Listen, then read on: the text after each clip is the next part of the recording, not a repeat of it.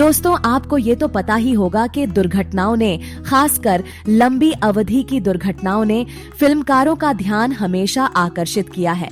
हिंदी फिल्मों में डिजास्टर फिल्में आजकल दिखना शुरू हो गई हैं, पर पहले ऐसा लगभग न के बराबर था। विदेशों में एट टॉवरिंग इन्फर्नो तथा एट बुलेट ट्रेन जैसी फिल्में बनती थीं, दर्शकों का ध्यान खींचती थी। पर भारत का फिल्म उद्योग ऐसी कथाओं से तथा उन्हें फिल्माने से बहुत दूर था। मगर एक फिल्म ऐसी थी कि जो साल 1980 में कंप्यूटर ग्राफिक्स तथा वीएफएक्स आने से पहले बनी। हम बात कर रहे हैं फिल्म द बर्निंग ट्रेन की। साल 1980 में आई यह फिल्म एक मल्टी स्टारर फिल्म थी। उस जमाने में फिल्मकारों ने उसे भारत में ही बनाया। उस जमाने में डिजास्टर फिल्म भारत में बनाना एक चैलेंज ही था। इस चैलेंज को B.R. चोपड़ा ने स्वीकार किया। इस फिल्म के निर्देशक थे रवि चोपड़ा।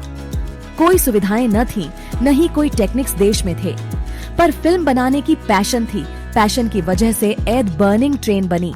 उस जमाने में दर्शकों ने फिल्म को देखा और सराहा भी, पर बॉक्स ऑफिस परफॉर्मेंस से कई गुना ज्यादा इस फिल्म की चर्चा होती रही है।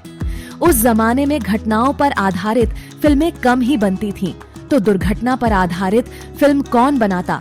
पर रवि चोपड़ा जी ने यह साहस किया। उस दौर में जब कंप्यूटर ही नहीं थे, तो डिजिटल ग्राफिक्स का सवाल ही नहीं था। फिल्म ज्यादातर शूट ही की गई। फिल्म के सीक्वेंस फिल्माने के लिए विदेशों से एक्सपर्ट लाए गए थे, क्योंकि भारत में ऐसे एक्सपर्ट उस जमाने में न के बराबर थे।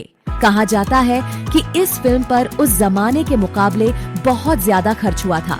ट्रेनें और रेलवे स्टेशनों का सेट बनाना तथा रेलवे के साथ मिलकर शूटिंग की व्यवस्था करना आज के मुकाबले मुश्किल था। फिल्म का एक बड़ा भाग मुंबई की फिल्म सिटी में फिल्माया गया। कहा जाता है कि पनवेल और वडोदरा स्टेशनों पर रात में इसकी शूटिंग चली। कुछ भाग दिल्ली के स्टेशन पर भी फिल्माया गया, क्योंकि कहानी में यह राजधानी ट्रेन है जो दिल्ली स्टेशन से निकल पड़ती है। कहा जाता है कि दिल्ली स्टेशन पर कई हजार लोग शूटिंग देखने पहुंचे थे। फिल्म फिल्माने के लिए बहुत बड़ा क्रू भी जरूरी था। इस फिल्म में धर्मेंद्र, जितेंद्र, विनोद खन्ना, विनोद मेहरा, हेमा मालिनी, परवीन बाबी, नीतू सिंह, डैनी, नवीन निश्चल, सिमी गरेवाल और कई बड़े स्टार्स थे तथा अन्य अनेक कलाकार थे। ये multi starrer big budget movie थी। साल 1980 में बनी यह बर्निंग ट्रेन आज भी OTT के जरिए खूब देखी जाती है। वही ट्रेन जो पर्दे पर जलती दिखाई देती है और लोग देखते रहते हैं। हमारा यह वीडियो आपको कैसा लगा हमें ज़रूर बताएं और चैनल को सब्सक्राइब करना न भूलें।